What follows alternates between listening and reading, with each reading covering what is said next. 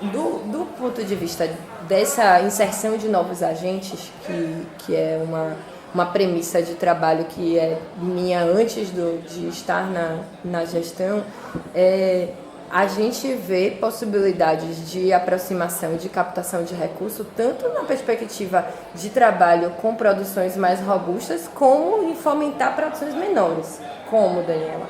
No próximo edital, que a gente está se movimentando, os documentos estão na Ancine para poder fazer o aporte de recursos e a gente conseguir fazer o edital com o co-investimento da Ancine. Você tem categorias de curta-metragem, que inclusive foi privilegiado nesse edital com um quantitativo que tem que dar conta dos nossos 27 territórios de identidade. A gente tem categoria que é uma novidade, que não sou eu que trago, que é um encontro que foi feito no ano passado com a classe do audiovisual dentro da gestão anterior para a web, por exemplo, porque se aponta, né, na Bahia tem vários canais do YouTube e tal, e vai ter essa categoria. Essas duas, por exemplo, são categorias pessoa física, que podem ser acessados recursos por pessoa física, porque são recursos do Fundo de Cultura do Estado da Bahia. Então, há um pensamento para a inserção. De roteiro também. Vai ter para desenvolvimento de roteiro. A quantidade de categorias é enorme. Eu estou só pontuando produção e inserção, né? Fazer esse paralelo de como é que está se tentando pensar isso. Por outro lado, você tem as categorias que vão ser contratadas com a Ancine diretamente, a partir dando tudo certo nesse edital, que são categorias que é necessário ter CNPJ. E aí o trabalho que vem sendo desenvolvido na Bahia há 4 anos, aí, com uma parceria com o SEBRAE, a partir de um grupo de governança que tanto o Estado, a Prefeitura participa, várias secretarias do Estado estão, que foi puxado pelo SEBRAE, aí participa também quem promove cursos aqui na Bahia, então o Nordeste Lab o Laboratório Audiovisual as Benditas estão nesse grupo de governança para propor, né, coisas para a formação. A gente, por outro lado, tem tido uma formação grande. Recentemente, no curso, um curso feito pelas Benditas, com o apoio do Fundo de Cultura, foi só para produtoras que tivessem menos de 3 anos. O requisito do Fundo de Cultura é que a pessoa tenha 3 anos. Mas daí, como é que você sustenta esse CNPJ até lá? Até a gente conseguir fazer a mudança da lei, né? Com fé em Deus na próxima gestão. E aí, como é que você se sustenta até lá? Sabe, elas acabaram de fazer, foi agora no primeiro semestre, tiveram vários módulos com a participação de produtoras. Por outro lado, a gente está muito concentrado nessas falas em Salvador. E aí, pensando numa realidade interior do estado, a gente tem um caso interessante de observar, que é a Vitória da Conquista e Cachoeira, né? E aí a universidade é fundamental nisso, porque Cachoeira, a Rosa Filmes despontou, mas não é a única. Não é o único CNPJ que saiu da UFRB, não é a única que capta recurso. Se a gente fizer um estudo comparativo em relação a partir de 2009, 2008, quando o campus de Cachoeira da UFRB vai se consolidando e abrindo as turmas, você vai ver no Fundo de Cultura a quantidade de projetos que conseguiram ser captados é surreal, assim, de um ponto para o outro, entendeu? Você tem professores ali fomentando, você tem os alunos com energia, e Vitória da Conquista vem começando esse trabalho. Que aí é galera que, lógico que tem a trajetória que a Mostra de Conquista traz, que a professora Milene Guzmão traz, com o trabalho de cinema e educação, do Janela Indiscreto Cineclube. Mas o curso de cinema lá também foi um polo, e os meninos da Ato 3 acabaram de receber o recurso, demorou 1 ano para receber, mas o do longa infantil, eles ainda estão se formando. Daniel apresentou o TCC semana passada e Isaac estava mandando convite de colação de grau essa semana. Mas também foram pessoas que se antenaram com a onda e começaram a montar os seus CNPJs prévios a encerrar. Estavam ali já tentando pensar qual seria o caminho para depois, entendeu? E aí vão ter um longa-metragem para filmar ano que vem, com recurso também, capital. E Piauí também, os meninos de Piauí. Sim, Edson e Henrique são exemplos assim. Eles já estão bem consolidados. É porque eles já não estão mais nesse... Mas foram mesmo processo. Foram estudantes da UESC, montaram FTC. Foi pós-graduação que fizeram na UESC. Edson foi FTC, exatamente. De Piauí, eles vão... Geração. Ele sempre queria, ele estudava, mas ele tinha que retornar e fazer as coisas, os projetos dele. E estão fazendo projetos incríveis, já tem série, já captaram, fizeram vários curtas-metragens, agora recentemente fizeram o longa, aí juntou com a galera para poder fazer o FECIBA, que é um marco ali de reunião e tal, de fazer fora de Salvador. Sempre tem oficinas, né? Então... A última edição que eles fizeram esse ano não teve. Não vai ter.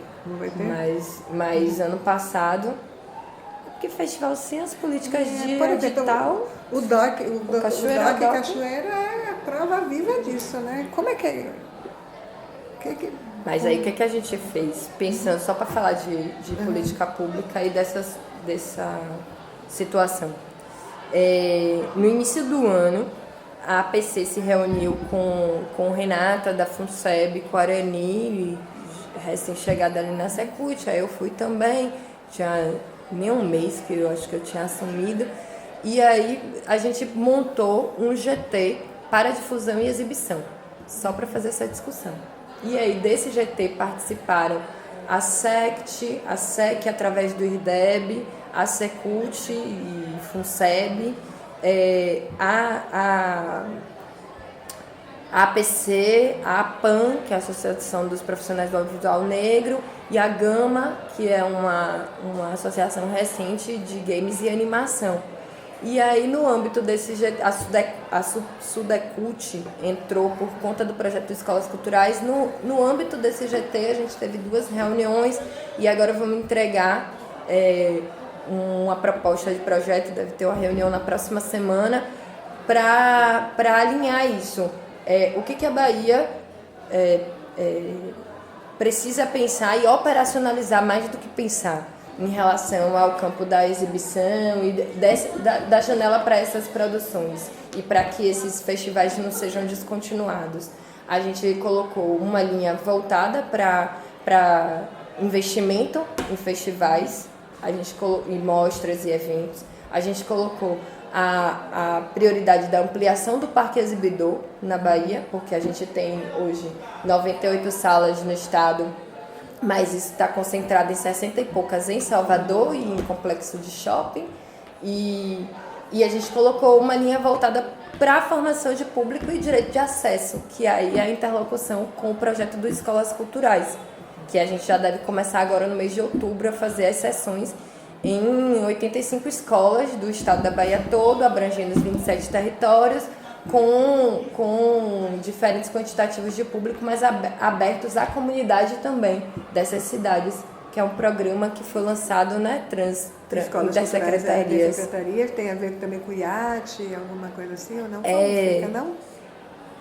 Não, eu nunca fui para nenhum espaço que o IAT estivesse, não, mas ele está alocado na SEC dentro de uma superintendência, que a superintendência é mais importante, assim. O importante é que haja essa...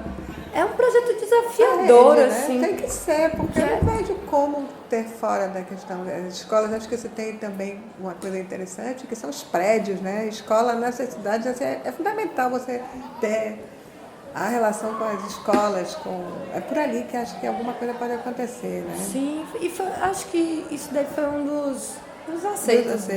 de Rui Costa, sabe? Que foi bem dele mesmo, ele que pautou para que esse negócio acontecesse. É um projeto intersecretarias, tem a SJDHDS, que é Justiça, Desenvolvimento, Direitos Humanos e Desenvolvimento Social, tem a Educação e a Cultura. E é gerida pelo instituto que gere o Neujubá também. assim, como produção executiva, né, deles. E aí o projeto foi porque o governador foi numa cidade que tinha um cineclubista que fazia exibição em vários distritos. A gente acha que é Heliópolis e o cara é José Pereira, ainda não tem a confirmação disso, mas ele voltou perguntando, pô, Heliópolis é uma das cidades mais pobres da Bahia, tem escola estadual lá? Como é que essa escola estadual lá atua? Ela poderia ser um centro de cultura. E aí as escolas culturais de ensino gestadas de vários modelos e tal, começou a operar esse ano, já tem umas 20 escolas aí inauguradas, a meta é 85, mas as outras que não estão inauguradas já estão operando, porque já tem coordenador cultural. Aí é por onde vai começar. Zane, como ficaram os pontos de cultura nessa? Os pontos de cultura, a gente tem uma interlocução com o Hilton, que é o coordenador atual, que os pontos de cultura é alocado na Sudecult, né? Aí eu fico brincando que a Dimas tinha que ter um braço Sudecult, porque a gente fica tentando interiorizar as ações, porque a FUNSEB é Bahia, e aí no planejamento estratégico que foi proposto pelo gabinete lá da FUNSEB, colocou essa necessidade de que, né, temos que voltar com essa força que já teve, de interiorização. Aí a gente buscou Hilton Cândido para uma interlocução em relação aos pontos de cultura. O que a gente está querendo, enquanto Dimas aí, né, que a gente dá conta de um pedaço do bolo. Trabalhar com os pontos de cultura que tem no seu plano de trabalho o audiovisual, seja em formação, seja em oficina, seja em exibição, para que a gente inclua eles inicialmente nesse circuito do escolas, que o Escolas Culturais estará também, e os cineclubes, que já existiam antes, e muitos são independentes das escolas e independentes dos pontos de cultura. Porque os pontos então, de são os cultura, três agentes. quando pensados, essa questão da exibição era crucial, né? Carro-chefe. É porque aí tem uma coisa que tem que fazer a meia culpa, assim, a análise em relação ao estado da Bahia. A gente tem um corte em relação às políticas federais que é crucial de analisar a situação que a gente tem hoje, sabe? Então os pontos de cultura foram diretamente atingidos por isso, para não receber recurso. Porque a gente tinha, por exemplo, o Cinemais, que Paula, antes do golpe, estava tentando retomar pensando em como é que poderia fazer com essa política, que era uma política de formação de cineclube. A Bahia já teve 60 cineclubes entre 2009 e 2010, fomentados com dinheiro do governo federal. Assim, aporte para compra de equipamento, recebimento dos kits da Programadora Brasil, um recurso para poder manter a programação. E aí, 2009, 2010, 8 anos depois, a gente observa que vários cineclubes não descontinuaram por coisas mínimas, tipo uma lâmpada que queimou, a caixa que queimou. Se você não tem dinheiro para manutenção, e geralmente são associações ou indivíduos que protagonizaram essas ações, você não consegue dar continuidade, não tem fôlego. Não rolou um abraço das prefeituras a esse programa, por exemplo, sabe? Quer dizer, mais uma vez a gente fala na questão da conversa para muitos, né? Exato. Temos que conversar com muitos. Exato. Se a gente não conversa com muitos, né? Porque poderia ser abraçado, seria uma demanda de uma... Eu falo porque eu vim da rede cineclubista nas escolas, eu vim do trabalho que a União de Cineclubes da Bahia fazia, né? Então, a gente já teve esse momento minha primeira ação na universidade foi participar do Cineclube Mário Guzmão. Então, é um lugar importante para... Por que a gente fica fazendo esse comparativo de cinema brasileiro e market share de cinema argentino no seu mercado interno? Porque a galera fez formação de público. Pois é. E veja, aí a gente coloca assim, nós temos, né, 3 gestões locais, né? Digamos que com uma certa interlocução, sempre com os Ministérios de Cultura, a exceção da época da própria, que foi da Ana de Holanda, que foi aquele, mas no mais, certo? Havia de alguma forma, até no sistema cultura, uma ideia de, não vou chamar de alinhamento, não é isso, mas de interlocução. E assim, a minha pergunta, como é que a gente não oportunizou isso melhor? Mas a gente oportunizou, só que as políticas, se elas não são continuadas, elas param, estagnam. Se elas não são avaliadas e repensadas, elas estagnam. Pois é. Então, o lugar da cultura é nisso, porque a gente está vendo também que a cultura aí dialoga, perpassa, né? Como agora, né? E o lugar da cultura nesse espaço, né? Porque essa estagnação, ou seja, ela não é colocada como algo prioritário em alguns momentos, certo? E assim... No contexto federal que a gente tem, tá inviável. Sim, isso a gente vamos suspender aí. Porque eu imagino que é o tempo que você... Muito difícil para você. Que exatamente... Mas eu estou falando um pouco dos tempos das vacas gordas, não estou falando das vacas magras. Mas no tempo da vaca gorda, a gente teve muita coisa na Bahia. É inegável, assim, buscando essa ideia que você tinha proposto de trajetória, na gestão, vou pontuar, assim, a gestão de Sofia, Federico, Tatiana Carvalho aqui e tal, a gente teve editais, não vou afirmar precisamente de que tiveram todos os anos, porque no ano quando Albino era gestor, teve um ano que não teve. E no de Márcio também não foram os 4 anos que foram que foi o início da estruturação dessa proposta de editais anuais, mas foi um momento de pulsão, foi um momento que se formulou o PEF, aqui não andou, mas foi o momento que se iniciou essa conversa. Você tinha a realização de várias atividades formativas, você ainda tinha a realização do Festival de 5 Minutos, que era um lugar agregador, né? A gente tinha menos outros festivais, e aí os 5 Minutos exercia uma função importante, né? Nacionalmente, inclusive. E ele foi perdendo também, porque também foi perdendo o contexto e perdendo também porque era o lugar da figura do Estado realizador tá sendo perdido. O Estado, eu pelo menos acredito que o Estado tem que fomentar, ele não precisa realizar. E interessante também que como não se passa, por exemplo, até eu concordo com você, né? Não tem que fomentar, mas na transição disso... Não, é verdade. Aí não pode ser feito, agora a gente não faz mais. Mas bom, eu tenho dificuldade de falar dos últimos 5 anos aqui da gestão da Dimas e tal. Mas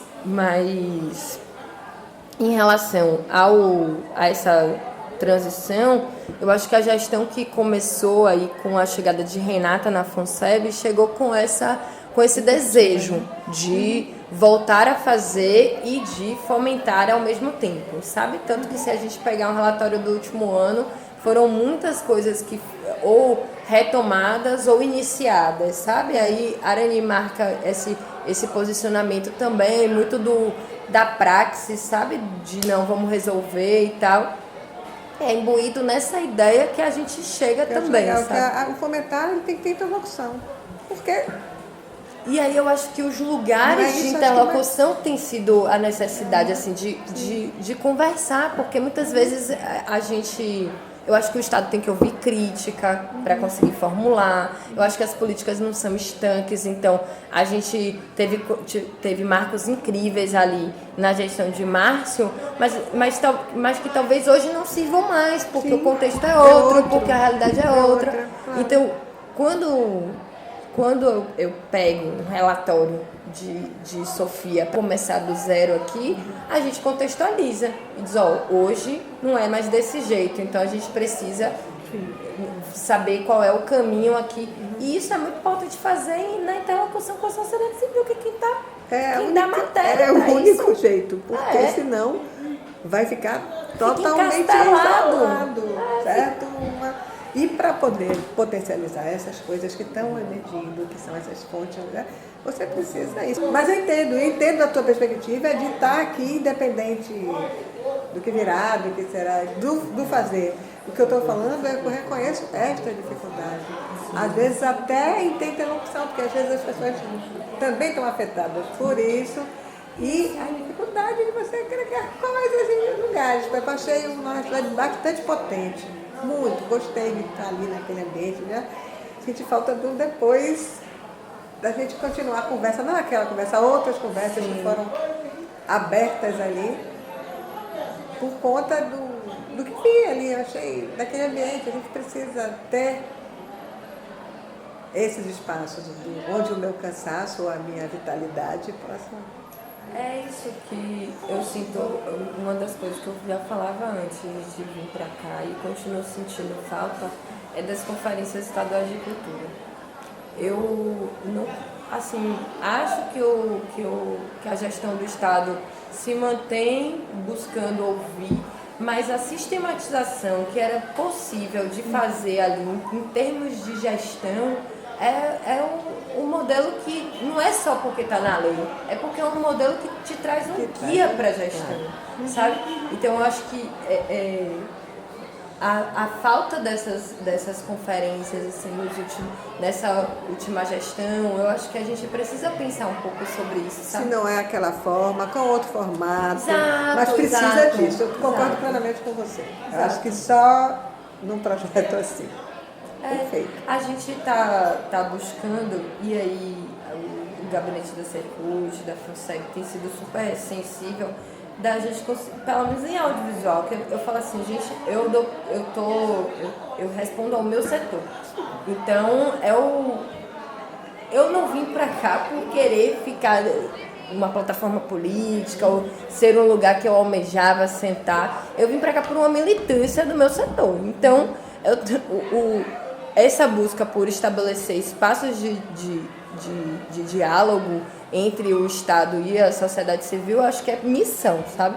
Então, a gente tem falado muito, vamos tentar fazer um fórum, vamos estabelecer, então, mesas de debate por tema, para a gente poder... Eu acho que sim. Né? Em 2014, eu trabalhei aqui, uma passagem rápida que eu fiz junto na gestão de Marcondes aqui, foi exatamente para executar a Semana do Audiovisual Baiano Contemporâneo.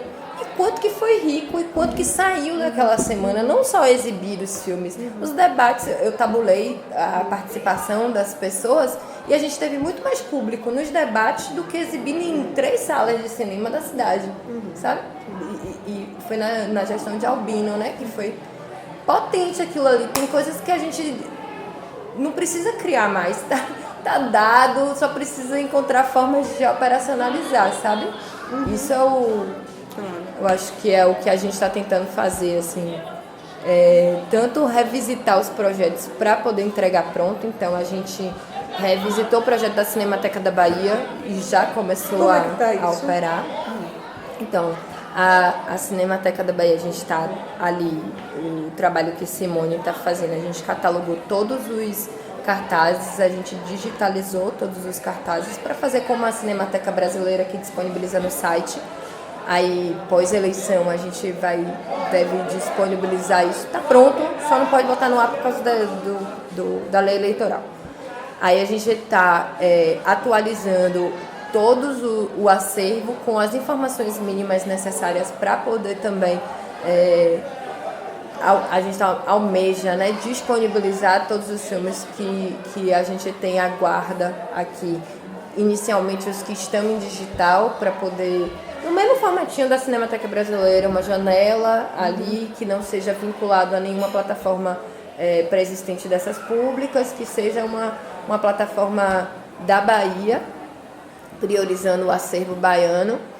E a gente catalogou todos os livros, estamos usando um sistema software livre de empréstimo, que é o Bibi Livre, e fizemos uma parceria, retomamos o termo de cooperação que existe com o FRB, e aí o Filmografia Baiana, para a gente pensar uma política de preservação realmente, do mínimo, né, que tem que falar, que a gente chegou com o ar-condicionado quebrado da memória, estamos comprando outro, para poder a guarda das películas, que é uma coisa que me preocupa muito, porque é uma ferida aberta que vai precisar ser falada em breve, porque a gente tem, ao longo do tempo, com certeza, na revisão que vai acontecer, vai ter perda de filme, então... Depois eu quero falar com você sobre isso. Então vai precisar falar sobre isso, é uma coisa que a gente não vai ter medo de encarar. Simone, a gente conversou muito sobre isso. é isso. Eu sei que não é só um, não. Mas... Não, nós. Nosso. Sim. Aí depois Viu? Aí a gente a gente fez a parceria com o o ICI, o Instituto de Ciência da Informação, que eles querem... tem um professor lá que é bem atuante. A gente fez com Denise, a diretora do centro. Aí ela tem um grupo de pesquisa e a gente está tentando, na verdade, colocar dentro de um guarda-chuva UFBA para poder... Porque eu não sei porquê, a Secult não tem, então a gente está tentando se mexer, fizemos uma reunião com o coordenador de museologia, com a diretora do ICI, aí vão procurar a Facom e o BI e o IAC para poder fazer esse guarda-chuva que é dar conta minimamente do audiovisual e a gente conseguir, no caso do ICI e de museologia, que a Cinemateca, essa prévia da Cinemateca que a gente está organizando, seja laboratório, tanto para o pessoal de grupo de pesquisa como para disciplinas específicas, poder ter aula aqui, visitar o material e tal, conhecer os diferentes tipos. Aí tem um colaborador nosso, o Lúcio, que começou a organizar as fotos do jeito que já tinha e que em algum momento foi descontinuado, os posters, sabe? Mexendo com tudo assim para tentar até o final do ano ter um levantamento minimamente do que nos falta. E isso foi sistematizado a partir de um projeto que já existia antes, que foi um projeto feito Cinemateca da Bahia, gestão de Márcio Meirelles, foi anunciado inclusive, e aí a gente pegou o projeto que Sofia, Tati, Simone e Laura fizeram, atualizamos e aí fomos buscando formas de operacionalizar sem recurso. Pernambuco tá interessante a Cinemateca lá, viu? Assim, também, claro, eles contaram com Eles têm dinheiro, da fundagem, né? a fundagem, mas é isso. Mas assim, a estrutura também não é... Não, é dentro do possível. Mas está bem organizado, porque o meu pós-doc, ele está sendo feito lá. Porque o supervisor é quem está respondendo pela Cinemateca. Aí o pessoal do Rio Grande do Norte também, tem umas meninas que eu encontrei lá. Não conheço. Do Rio Grande do Norte. Até depois eu acho importante, aí, essa coisa mesmo do mais próximo, de estar mais perto e na situação também, claro, cada um com suas, acho que as dificuldades, uma coisa de rede. Mas era legal, eu acho. Ano passado teve um encontro sobre memória e preservação em Recife. Aí Milena, a gestora de lá, me ligou na época e aí a gente indicou Simone, eu nem estava aqui, foi em setembro do ano passado. Aí a gente indicou Simone para ir para o evento e foi um encontro Nordeste sobre essa políticas de preservação.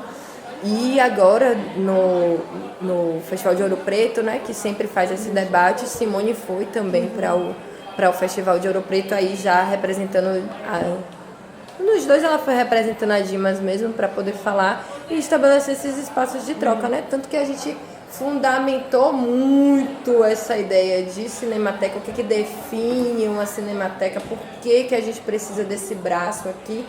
E foi um projeto que acho que dos que mais demorou para a gente revisar, porque precisava de um embasamento teórico. Dentro da própria discussão de preservação, você não tem, né, um conceito fechado. Cinemateca é isso, e preservar é isso. Então até onde vai, aqueles critérios, até Laura, que trouxe muita coisa da filmografia, que conversando, olha, eu sigo o padrão alemão, informei, mostrado, para catalogação, para umas coisas. Então, assim, tem padrões, né? Do que se adota. Sim, né? Exatamente. Eu entendo o que adota, é legal isso, porque eu falo, tem uma linguagem comum.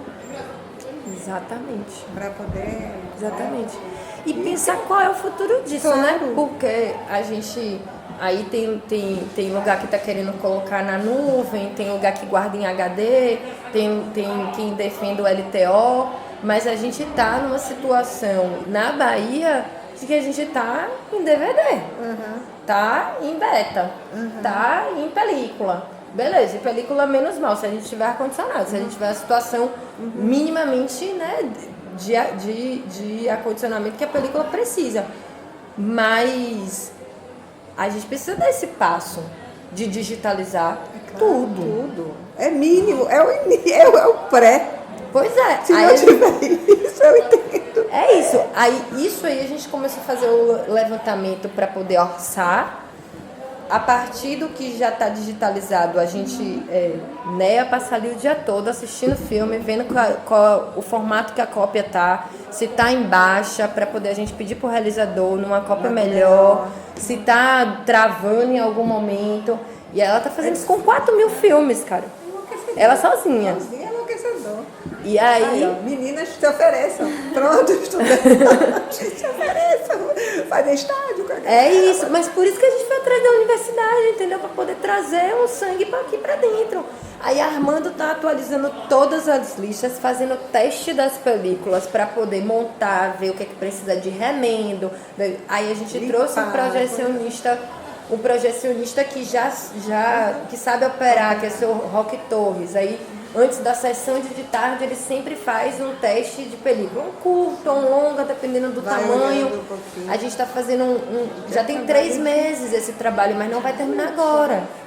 Entendeu? Claro que É isso. Claro que entendo. E aí, isso é só um braço.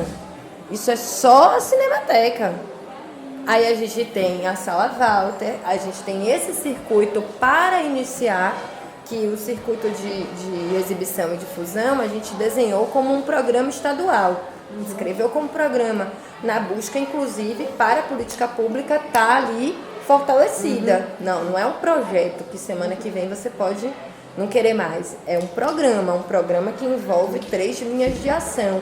Uma linha de ação que precisa de dinheiro, que é o Parque Exibidor, e aí a gente vai para cima, né? A gestão da FUNSEB, a Secult, que tem muito mais trato em relação a conseguir recurso. Esse daí, mas está desenhado, está parcerizado com a SPCine, falta assinar termo. Que eu quero deixar as coisas também documentadas, sabe?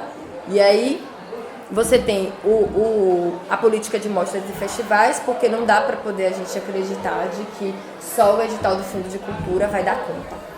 Então a gente precisa pensar quais são as outras formas que o Estado pode colaborar para que esses festivais não sejam descontinuidades, entendendo a importância de todos. Não é ou FECIBA, ou Cachoeira Doc, ou a Mostra Mulher, ou Cine Futuro. A gente fez um mapeamento de todos e prioritariamente os que estão sendo descontinuados para a gente conseguir fazer um desenho. E aí a galera está se reunindo. O Cláudio Marques fez a chamada para todos esses festivais mapeados e eles têm se reunido sistematicamente de 15 em 15, uma vez no mês. A primeira foi no Nordeste Lab, já tiveram umas 5 reuniões. E aí a gente agora vai incluir eles, a proposta de incluir eles no GT de difusão e exibição, ao menos nessa apresentação da proposta final, para que eles possam criticar e tal, o que eles acham que querem incluir nesse projeto. E assim, tentando dar conta também com clareza da perna que tem. Então, o Parque Exibidor eu não tenho como dar conta, porque precisa de dinheiro. Então precisa de outra vontade que não é só o nosso operacional. O circuito voltado para pontos de exibição, que a gente está chamando, que é esse de escola, ponto de cultura, só precisa de gente aqui. Ó, 2, 3 colaboradores que a gente sente essa interlocução com o GT e com quem está operando os escolas culturais. A gente foi chamado para uma reunião lá e já estamos vendo como é que vai ser essa operação. A gente tem o material todo do Fundo de Cultura, de DVD. Em última instância, é a forma, sabe? Mas a gente vai estar difundindo o cinema baiano. Claro, você tem aquelas caixas que já estão lá, porque aí tá, você faz a caixa e a difusão. Exato. Marise, a gente chegou aqui, tinha estantes, no plural, de material. E ficava na memória. Aí eu falei, por que esses negócios do Fundo de Cultura ficam aqui? Aí o pessoal, né, enfim, 1000 respostas. Eu falei, mas isso aqui está vinculado à difusão. Isso aqui não está vinculado à memória. Não é porque vocês fazem guarda de acervo que vocês vão ficar com 20 caixas do mesmo filme que o filme entregou. Isso porque Simone estava fazendo o trabalho de prestação de contas, de análise de projeto, e aí estava se misturando com o trabalho dela da Cinemateca. Eu falei, primeira coisa, você não faz mais prestação de contas, porque só a Cinemateca para você dar conta já é trabalho suficiente. A gente conseguiu trazer uma pessoa para poder fazer esse processo de acompanhamento dos editais, que é uma outra potência. Tiramos esses materiais que estavam do Fundo de Cultura, deixamos só quantitativo, lá 3, a 5, não sei o que tem determinado quanto deve ficar guardado, e a gente trouxe os outros para difusão. Levantamento de quanto tem de cópia de cada um. Ah, tem um que só tem 3, tem um que tem 50, tem outro que tem 100. Ok, agora a gente vai ver como é que vai distribuir para essas escolas esse material, entendeu? Para mim não faz nenhum sentido ficar aqui guardado. Aí, beleza, não tem correio? Ok, mandando malote da SEC. O próprio superintendente da Sudecult que resolveu, não foi nem a gente que precisou se virar para isso, sabe? É uma coisa muito de conversar e de querer mexer com as coisas, sabe? Porque essa história de que a cultura perpassa, né? Mas tem que ter, tem que querer. Eu acho que, sei lá, eu já vejo uma coisa como estratégia, aí eu já estou viajando, certo? É outra história. Mas você tem que ter um planejamento estratégico integrado, né?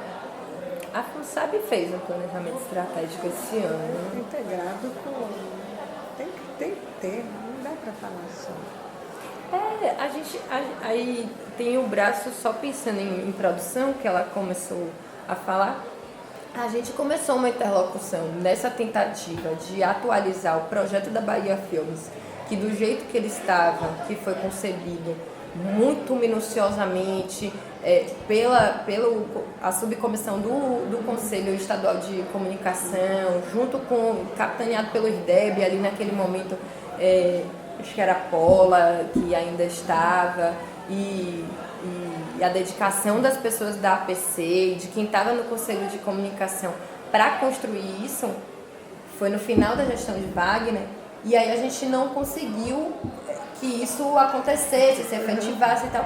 A gente pegou o projeto e viu, ó, do jeito que está aqui, vai ser muito difícil de que a gente consiga, até por uma questão de não é nem só de força ou de querer político, às vezes é de condições financeiras do próprio Estado também. A Bahia é um Estado que não fraquejou em relação a pagamento de contas e tal, nesse contexto todo que a gente tem desde 2014. Então, também a gente tinha uma leitura que era necessário criar estratégias que fossem execuíveis, não adiantava ficar só sonhando.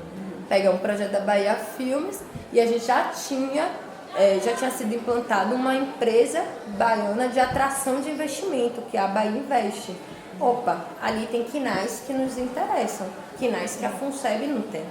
Aí a gente vai para o micro, a gente vai olhar o estatuto da FUNSEB, a gente vai olhar os cartões do CNPJ da FUNSEB para saber o que ela pode operar dessas coisas que a gente está querendo fazer. E algumas coisas ela não poderia, como fazer FUNCINE, que é uma política lógico, para quem já está muito mais estruturado, mas é uma grana que só o audiovisual tem, pô. É uma legislação que é imposto de renda e é só o audiovisual. Aí a gente sentou inicialmente com a Secretaria de Desenvolvimento Econômico, numa reunião e tal, provocada por outros agentes políticos, para poder a gente chegar lá também, entendeu? Esses papéis de articulação são fundamentais. Então foi o deputado Rosenberg que levou para poder a gente... na verdade não é nem porque levou, porque ele queria protagonizar uma questão política, não, mas é porque o Estado precisa se conversar, os projetos são transversais e o audiovisual, isso é fundamental. A gente é um setor econômico, então a gente precisa ser ouvido por quem está nesses lugares de setores econômicos, sabe? Aí começamos uma conversa, estamos nesse desenho aí de amarras de como é que seria a melhor maneira, um termo de cooperação técnica entre as duas instituições e o desenho de resultados. A Bahia Invest e a FUNSEB. Já existe. Já existe. Para poder ser um programa também a Bahia Filmes. Isso está em estudo. Ser canal de poder viabilizar as coisas. E tem coisa que nesse caso é uma discussão inicialmente que a política precisa querer esse modelo E a política querendo é técnico, Sim. é operacional, porque as ferramentas já estão aí. O cara do Funcine, o Gabriel, que trabalha com investimagem, que está operando no Rio, está operando principalmente agora em Minas, ele chegou e falou, não, ó, faço consultoria, venho aqui quando vocês quiserem pra gente conversar. Me dá 1 milhão aí em IR do Estado, 5 milhões de IR que o Estado me garanta. Eu boto 1 milhão, a Investimagem bota 1 milhão e a gente vai captar no mercado o resto. É IR, é isenção. Então, a gente tem essas leituras, assim, lógico que às vezes as coisas não andam no passo que a gente gostaria, né? Minha mãe fala que às vezes a cabeça não acompanha as pernas, né? Mas é também numa tentativa de levantar as possibilidades. Ó, estamos aí, tem um mar de coisas, vamos ver tudo que tem para nesse aí e tentar ir costurando, sabe? Uhum. Ir costurando. Cada ponto desse tá ali num negócio que eu olho todo dia. Mas não, falta falar com esse agente aqui, não falta fazer essa tarefa aqui para poder ter o passo seguinte, sabe? Porque tem aí às vezes, lógico que isso não anda do jeito que a gente gostaria, com tanta agilidade que a gente gostaria. Mas aí chega numa coisa fundamental para a política pública, que é a continuidade. Uhum. Não importa que é Daniela que está sentada aqui, que é Simone, que é Adolfo, não importa se é Renata, se é Arani, se a política tem uma trajetória, um horizonte e ela tem continuidade para chegar nesse horizonte, não importa quem está sentado aqui, sabe? Escrevesse muito ao sistema cultura, que essa continuidade fosse, né? Exatamente. Já viu que não só precisa mais, eu acho que é isso mesmo. Você tem as coisas, acho importante você falou, né? Tem o compromisso das pessoas, acho que fico muito feliz de você estar nesse lugar. Com essa clareza, porque às vezes eu digo, não é possível, eu pensei interrupção de penso uma coisa para um lado, ou está batendo por outro, está maluco, certo? Enfim. Mas assim, desejo mesmo que se consiga e que assim, como contribuição, sei lá, como papo mesmo, é que realmente você reforçar esses laços de interlocução. E assim, meu desejo de você não ir embora agora. E a continuidade é isso, né? Certo? Eu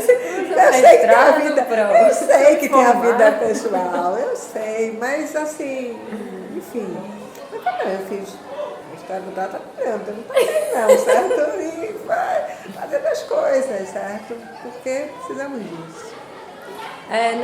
É uma meta, criar um espaço de um evento, alguma coisa assim que a gente faça um espaço de debate com o audiovisual ainda até o final do ano e talvez o lugar não seja nem aqui na Dimas mesmo, sabe? Seja na universidade, seja num lugar num campo mais amplo, assim, que sabe? Saia do, eu acho bom. Acho que teríamos que ter essa conversa